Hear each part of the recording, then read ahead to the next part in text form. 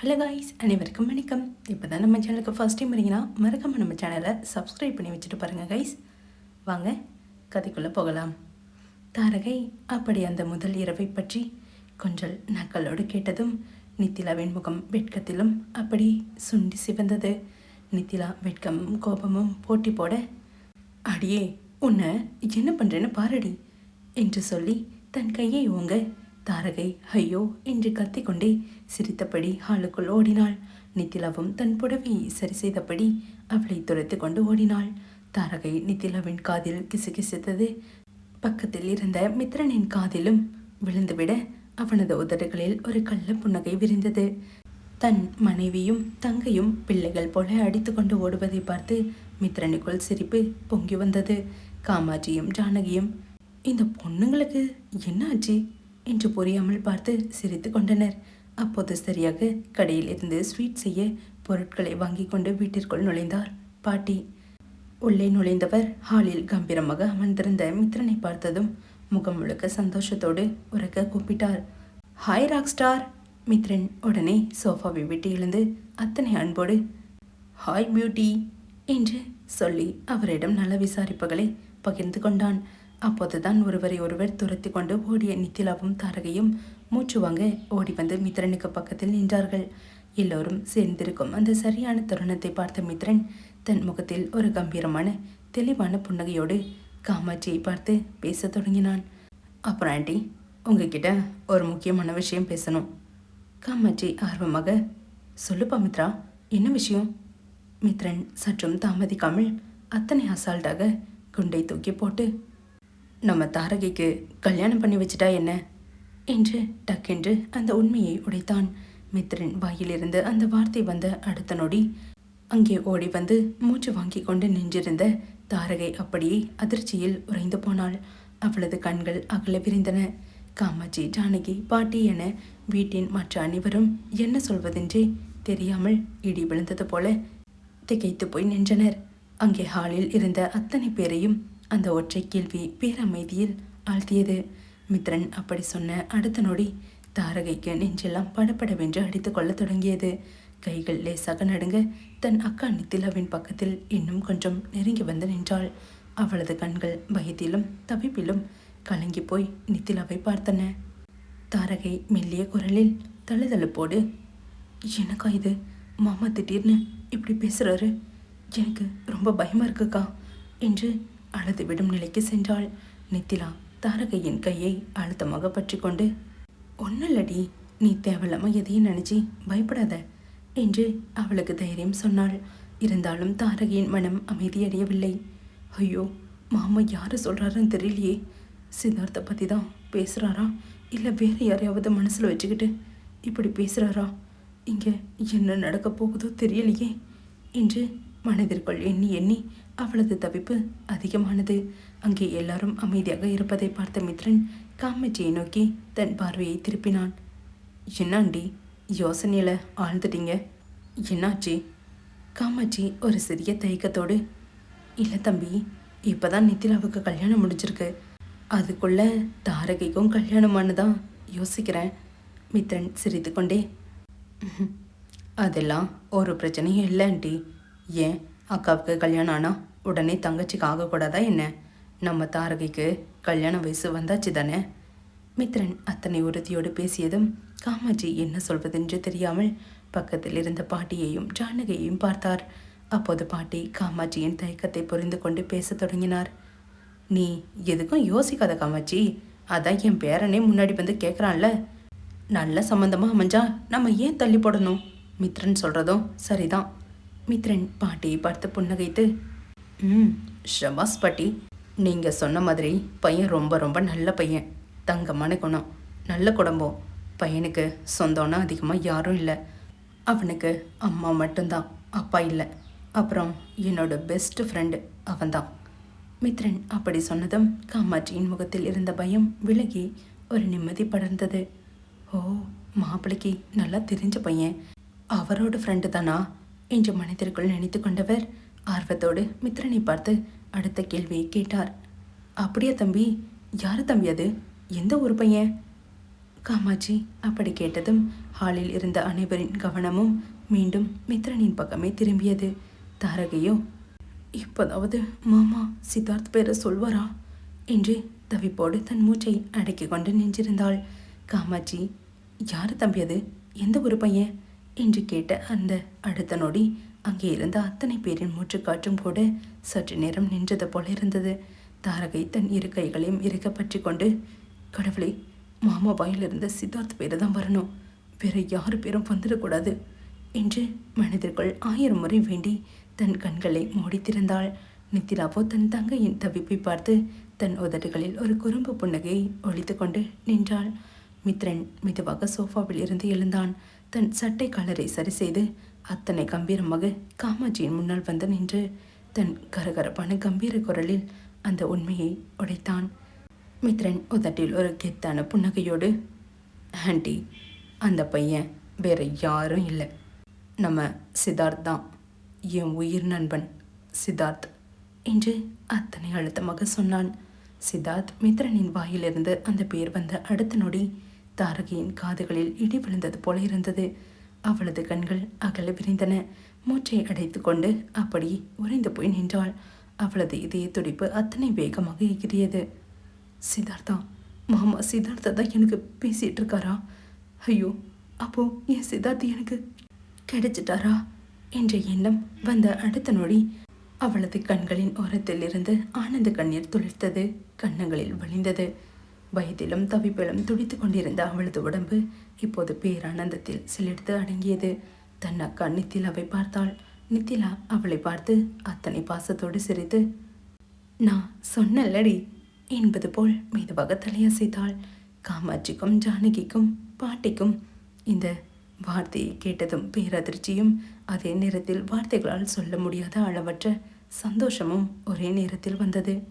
காமாட்சி அதிர்ச்சியும் சந்தோஷமும் பொங்க, என்னப்பா சொல்ற, சித்தார்த்தா, நம்ம சித்தார்த் தம்பியா?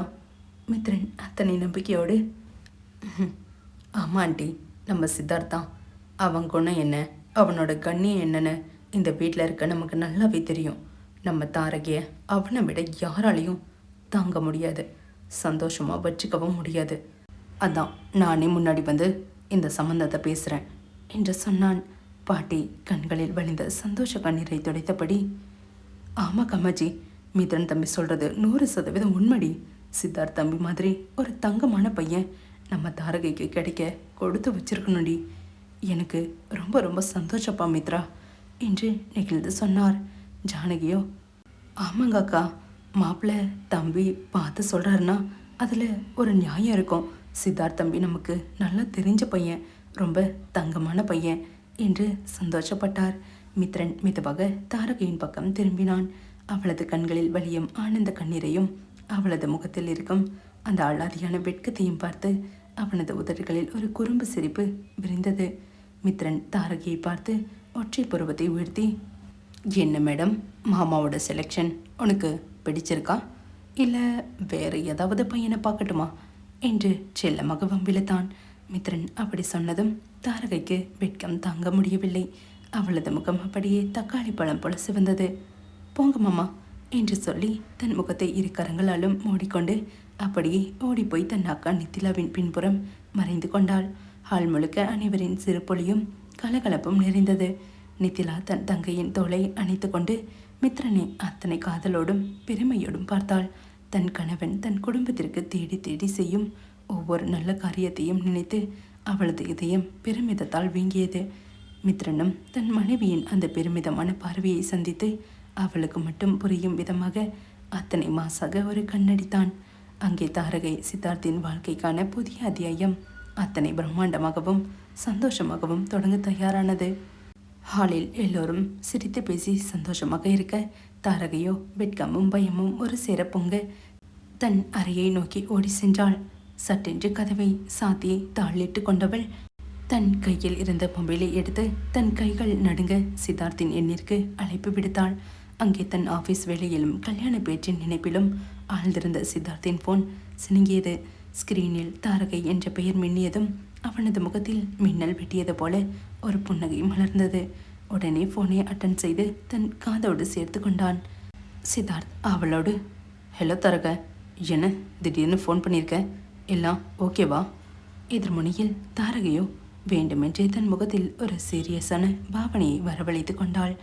தன் குரலை லேசாக மாற்றி குரலில் கொஞ்சம் கூட சந்தோஷமே இல்லாதது போல் ஒரு பொய்யான சோகத்தை வரவழைத்து பேசத் தொடங்கினாள். தாரகை மிகவும் சோகமான குரலில், ஹலோ சித்தார்த், நான் சொல்கிறத கொஞ்சம் கவனமாக கேளுங்க. சித்தார்த் அவள் பேசுகிற வார்த்தையை பார்த்து குழம்பி போய், என்ன தரக, ஏன் இப்படி பேசுகிற? என்னாச்சங்க? வீட்டில் எல்லாரும் என்ன சொன்னாங்க என்று அவனது குரலில் பதற்றம் தொற்றி கொண்டது. தாரகை இன்னும் கொஞ்சம் சோகத்தை இழுத்துவிட்டு, என்ன சொல்கிறது சித்தார்த், மாமா வந்து வீட்டில் எல்லார்கிட்டையும் நம்ம கல்யாணத்தை பற்றி பேசினாரு. பாட்டியும் ஓகே சொல்லிட்டாங்க, அத்தையும் ஓகே சொல்லிட்டாங்க. சித்தார்த் நிம்மதி பெருமூச்சு விட்டுக்கொண்டே, அப்புறம் என்ன தரக, அப்புறம் ஏண்டே சோகமாக பேசுகிற? வீட்டில் எல்லாரும் சம்மதிச்சிட்டா அப்புறம் என்ன பிரச்சனை? தாரகை உதட்டை கடித்து கொண்டு சிரிக்காமல் இருக்க முயன்று கொண்டே, பிரச்சனை இருக்கு சித்தார்த். மாமா எல்லாரையும் ஓகே பண்ணிட்டார் தான்.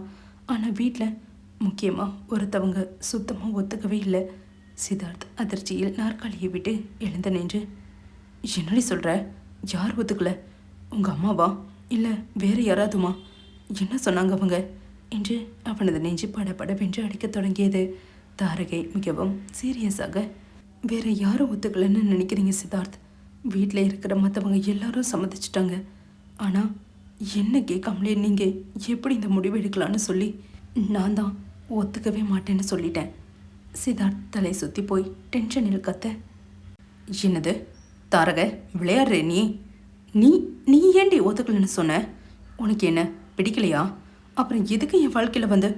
சித்தார்த் ஃபோனில் டென்ஷனாகி கத்த தொடங்கவும் எதிர்முனையில் தாரகையால் தன் சிரிப்பை அடக்கவே முடியவில்லை. பொங்கி வந்த சிரிப்பை சமாளிக்க முடியாமல் அவள் கைரேகையால் வாயை பொத்தி கொண்டு குலுங்கி குலுங்கி சிரிக்க தொடங்கினாள். தாரகை சிரிப்பை அடக்கியபடியே நக்கலாக, ஐயோ சித்தார்த், சும்மா ஒரு சின்ன ப்ராங்க் பண்ணா அதுக்கே எப்படியா உங்களுக்கு ஹார்ட் அட்டாக் வர மாதிரி பேசுவீங்க? நீங்கள் நிஜமாவே ரொம்ப பயந்துட்டீங்க போங்க. சித்தார்த் அவள் சிரிப்பதை கேட்டதும் தான் ஏமாற்றப்பட்டதை உணர்ந்து பெருமூச்சு விட்டு, அடியே தாரக, என்னடி இது? ரொம்ப குசும்படி உனக்கு. நான் இங்கே நிஜமாவே பயந்து போய் உறைஞ்சு போயிட்டேன் தெரியுமா? இப்படி இந்த நேரத்தில் என்னை பெட்டி பாம்பா அடக்க பார்க்குறிய நீ என்று செல்லமாக கோபித்து கொண்டான். தாரகை சிரிப்பை நிறுத்தவே இல்லாமல், பின்ன என்ன சித்தார்த், திடீர்னு எங்கள் வீட்டில் வந்து எங்களுக்கே தெரியாமல் கல்யாண பேச்சு எடுத்துகிட்டு நிற்கிறீங்க. நான் உங்களை கொஞ்சமும் பயமுறுத்த வேண்டாமா? ஆனால் நிஜமாவே மாமா நம்மளுக்காக எவ்வளோ தூரம் நின்னது ரொம்ப சந்தோஷமாக இருக்கு சித்தார்த் என்று அவளது குரலில் திடீரென்று ஒரு உண்மையான நிகழ்ச்சியும் காதலும் கலந்தது.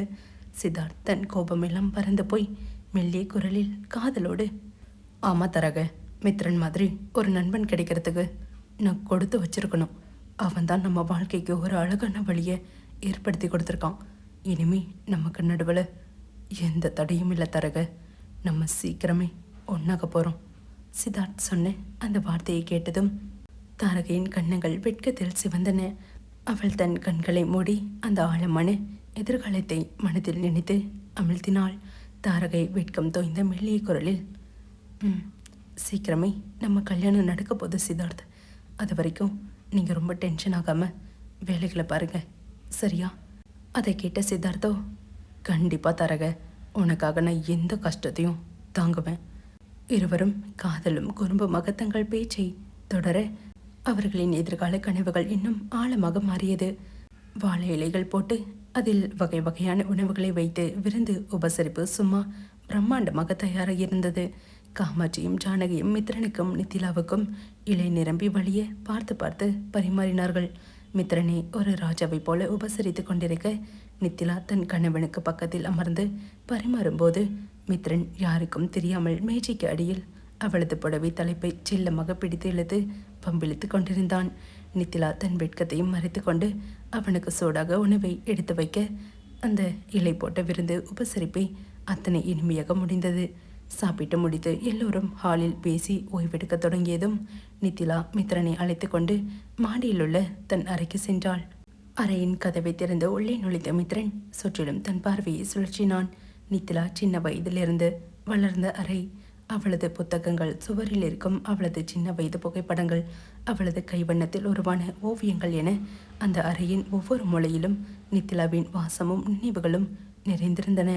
மித்ரன் சுவரில் இருந்த புகைப்படங்களை ரசித்தபடி, ஏ ராதா, சின்ன வயசுலேருந்தே செம கியூட் தான் போலையே என்று சொல்லி மெதுவாக புன்னகைத்தான்.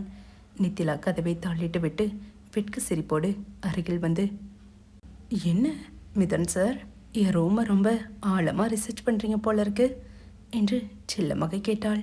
அவள் அப்படி சொல்லி முடிப்பதற்குள் மித்ரன் சடனாக திரும்பி அவளது மெல்லிதான இடையை பற்றி ஒரே இழுப்பாக தன் பக்கமாக இழுத்தான். சற்றும் எதிர்பாராத அந்த அதிர்வில் நித்திலா வந்து அவனது பரந்த அகன்ற மார்பில் அத்தோடு அத்தாக போய் மோதினாள். அவளது இரு கரங்களும் தானாகவே அவனது கழுத்தை சுற்றி வளைத்து கொண்டன. அவளது நெஞ்சு படபடவென்று அடிக்கத் தொடங்கியது. மித்ரன் தன் ஒற்றை கரத்தால் அவளது இடையை இன்னும் இறுக்கமாக பற்றி அவளது ஒட்டுமொத்த உடலையும் தன் உடலோடு பிணைத்து கொண்டான். மறுகரத்தால் அவளது கன்னத்தில் படர்ந்திருந்த கூந்தல் இலைகளை மெதுவாக ஒதுக்கி செவியோரம் செருகினான். அவனது மூச்சுக்காற்று தன் முகத்தில் சுட சுடப்படும் அளவுக்கு மிக அருகில் நின்ற நித்திலாவுக்கு தலைமுடி முதல் கால் விரல்கள் வரை ஒரு நொடி சிலிர்த்து போனது. அவளது மான்விழிகள் மித்ரனின் காதலும் ஆதிக்கமும் கலந்த விழிகளை ஆழமாக சந்தித்தன. மித்ரன் அவளது கீழ் உதட்டை தன் விரல்களால் மெல்ல வருடியபடி கரகரப்பான அனல் பறக்கும் குரலில், ஓ ரூமை மட்டும் இல்லடியே ராதா, இந்த ரூமில் இருக்க ஒன்னையும் சேர்த்து தான் ஆழமாக ரிசர்ச் பண்ண போகிறேன் என்று முணுமுணுத்தான்.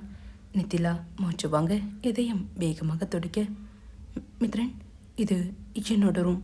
சின்ன வயசுலேருந்து நான் தூங்கின இடம். கீழே எல்லாரும் இருக்காங்க. யாராவது கூப்பிட போகிறாங்க என்று தடுமாற்றத்தோடு முணுமுணுத்தாள். மித்ரன் அவளது காதாரம் தன் உதடுகளை கொண்டு சென்று மெல்லிய அனல் காற்றாய் பேசுபவன் போல, கீழே யார் இருந்தால் நமக்கு என்னடி, நீ பிறந்த வளர்ந்த சின்ன வயசுலேருந்து தூங்கின இதே கட்டில்ல இப்போ உன்னை என் பொண்டாட்டியா என் மார்பில் சாய வச்சு ரசிக்கிறதுல வர சுகமே தண்ணிடி என்று சொன்னவன் அவளது தாடியை மென்மையாக பிடித்து நிமிர்த்தி அவளது மூக்கோடு தன் மூக்கை அழுத்தமாக உரசினான். அவனது அந்த முரட்டுத்தனமான காதலிலும் கள்ள பார்வையிலும் நித்திலாவின் இதயம் எகிரி துடித்தது. நித்திலா கண்கள் சொருக அவனது சட்டையை பலமாக பற்றியபடி, மித்ரன், நீங்கள் ரொம்ப மோசமான ராட்சசன். இப்படி பேசி பேசி என்னவோ பண்ணுறீங்க என்று அவனது மார்பில் தன் முகத்தை புதைக்க முயன்றாள். மித்ரன் கள்ள புன்னகையோடு அவளது நெற்றியில் தன் இதழ்களை அழுத்தமாக பதித்து, நான் மோசமானவனா இல்லையான்னு இனி தாண்டி நீ பார்க்க போற என்று சொல்லி அவளது நெற்றி கன்னங்கள் தாடை என தன் காதலின் முத்தங்களை பொழிந்தான். மித்ரனின் அந்த ஆழமான அணைப்பிலும் வெம்மையான ஸ்பரிசத்திலும் நித்திலா தன் சுய நினைவை இழந்து அவனது தோள்களை இன்னும் இறுக்கமாக பற்றி கொண்டாள். வெளியே மெல்லிய காற்று ஜன்னல் வெளியே வீச அந்த அறையின் நினைவுகளுக்கு இடையே மித்ரன் நித்திலாவின் காதல் இன்னும் ஆழமாகவும் ஆக மித்ரன் நித்திலாவை அத்தனை மென்மையாக மெத்தையில் சாய்த்தான். அவளது பார்வையை தன் பார்வையால் சிறைப்பிடித்தபடியே தன் சட்டையின் பொத்தான்களை ஒவ்வொன்றாக மெதுவாக கலற்றத் தொடங்கினான். அவனது அந்த முரட்டுத்தனமான பார்வையிலும் செயலிலும் நித்திலாவின் நெஞ்சு படபடவென்று எகிரி துடித்தது. இதோட இந்த எபிசோட் முடியுது. நெக்ஸ்ட் எபிசோடில் என்ன நடக்க போகுதுன்னு பார்க்கலாம். மறக்காமல் நம்ம சேனலை சப்ஸ்கிரைப் பண்ணி வச்சுட்டு பாருங்கள் கைஸ். இந்த எபிசோடு எப்படி இருந்ததுன்னு மறக்காமல் கமெண்ட்டில் சொல்லுங்கள். அப்போ தான் எனக்கு தெரியும். தேங்க்ஸ் ஃபார் வாட்சிங். Love you guys. பாய்.